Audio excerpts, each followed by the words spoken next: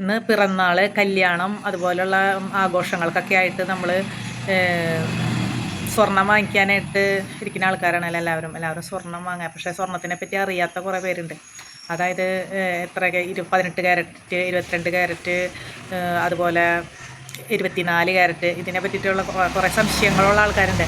അവർക്ക് കറക്റ്റായിട്ടുള്ളൊരു മറുപടി നൽകിക്കൊണ്ട് ഈ ചേട്ടൻ പറയുന്ന കാര്യം നമുക്ക് എല്ലാവർക്കും ശ്രദ്ധിക്കാം. ഇതെല്ലാവർക്കും പ്രയോജനപ്പെടുന്ന ഒരു വീഡിയോ ആണെന്ന് തോന്നുന്നു കേട്ടോ. അതുകൊണ്ടാണ് ഞാനിത് അപ്ലോഡ് ചെയ്യാമെന്ന് വിചാരിച്ചത് കേട്ടോ.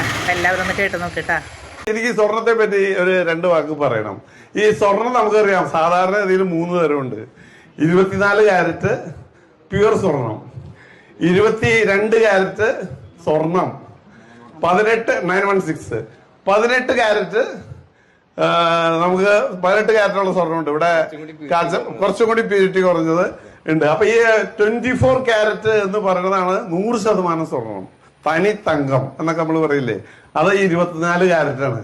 അതുപോലെ തന്നെ നമ്മള് ഈ 22 ക്യാരറ്റ് എന്ന് പറയുന്നതാണ് സ്വർണം. അതായത് നമ്മള് ആഭരണങ്ങൾ പണിയാൻ ഉപയോഗിക്കുന്ന സ്വർണം. അതില് 91.6% സ്വർണവും 8.4% മറ്റുള്ള സാധനങ്ങളും. മറ്റുള്ള സാധനങ്ങൾ എന്ന് പറഞ്ഞാൽ വെള്ളിയോ ചെമ്പോ സിങ്കോ ഒക്കെ ഉപയോഗിക്കും. അപ്പൊ 91.6% അതിനകത്ത് സ്വർണ്ണമുള്ളൂ, ബാക്കി സ്വർണ്ണമല്ല. അതാണ് 22 ക്യാരറ്റ്. ഇനി 18 ക്യാരറ്റ് എന്ന് പറഞ്ഞാലോ, 18 ക്യാരറ്റ് എന്ന് പറഞ്ഞാൽ 75% അതിനകത്ത് സ്വർണ്ണമുള്ളൂ, ബാക്കി 25% ബാക്കി സാധനങ്ങളൊക്കെയാ. അപ്പൊ ഇതാണ് സ്വർണത്തിന്റെ ഒരു ബേസ് ആയിട്ടുള്ള കാര്യം. ഇനി അതിൽ രസകരമായ ഒരു കാര്യം ഞാൻ പറയാം. ഈ ക്യാരറ്റ് എന്ന് പറയില്ലേ എന്തിനാ ഈ ക്യാരറ്റ് എന്ന് പറയണേ? ക്യാരറ്റ് നമ്മൾ വീട്ടില് പച്ചക്കറിയായിട്ട് ഉപയോഗിക്കുന്ന ക്യാരറ്റ് അല്ല. ഈ ക്യാരറ്റ് എന്ന് പറയണത് എങ്ങനെ ഈ ക്യാരറ്റ് എന്നുള്ള പേരുണ്ടായി എന്നുള്ളതിനെ പറ്റി ചെറുതായിട്ടൊന്ന് പറയാം. MLA കുഴപ്പമില്ല. ഈ ക്യാരറ്റ് എന്ന് പറയുന്നത് ഒരു മരത്തിന്റെ പേരാണ്. കാരോപ് ട്രീ എന്ന് പറയുന്ന ഒരു മരമുണ്ട്. ആ മരത്തിൽ ഉണ്ടാവുന്ന ഒരു കായയാണ് ഈ ക്യാരറ്റ്. ഈ പണ്ട് കാലത്ത് ഈ സ്വർണം തൂക്കാനായിട്ട് ഏറ്റവും പ്രഷ്യസ് മെറ്റീരിയൽസ് ഒക്കെ തൂക്കാനായിട്ട് ഉപയോഗിക്കുന്ന സാധനമായിരുന്നു ഈ ക്യാരറ്റിന്റെ കരോബ് ട്രീ ഉണ്ടാവുന്ന ഈ ക്യാരറ്റ് എന്ന് പറയുന്ന ഈ കുരു. നമ്മുടെ ഇവിടുത്തെ കാപ്പിക്കുരു ഒക്കെ പോലെ, അല്ലെങ്കിൽ ആപ്പിളിന്റെ ഒരു കുരു ഒക്കെ പോലെ ഒരു കുരുവാണ് ഈ സാധനം.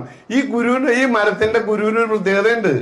ഈ ലോകത്തെങ്ങും ഇല്ലാത്തൊരു പ്രത്യേകത ഈ മരത്തിന്റെ കുരുവിനുണ്ട്. കാരണം അതിന്റെ എല്ലാ കായകൾക്കും തുല്യമായ തൂക്കമായിരിക്കും. അതായത് ആ മരത്തിൽ മാത്രം ഉണ്ടാവുന്ന ഈ കുരുവിന്, ഈ കായക്ക്, എല്ലാ കായക്കും ഒരേ തൂക്കമായിരിക്കും. അതായത് ഒരു മരത്തിൽ ഉണ്ടാവുന്ന കായ 200 മില്ലിഗ്രാം ഉണ്ടാവും ഒരു കായ.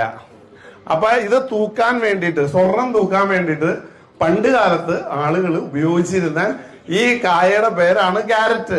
അങ്ങനെയാണ് ഈ ക്യാരറ്റ് എന്നുള്ള പേരുണ്ടായതും സ്വർണത്തിന്റെ പ്യൂരിറ്റി. ഇപ്പൊ സ്വർണത്തിന്റെ പ്യൂരിറ്റി ഇളക്കാനാണ് ഈ ക്യാരറ്റ് പറയണത്. കാരണം സ്വർണ്ണമൊക്കെ തൂക്കാൻ ഇപ്പൊ ഡിജിറ്റൽ ത്രാസൊക്കെ വന്നു, നമ്മുടെ ഇങ്ങനത്തെ ത്രാസൊന്നും വേണ്ട.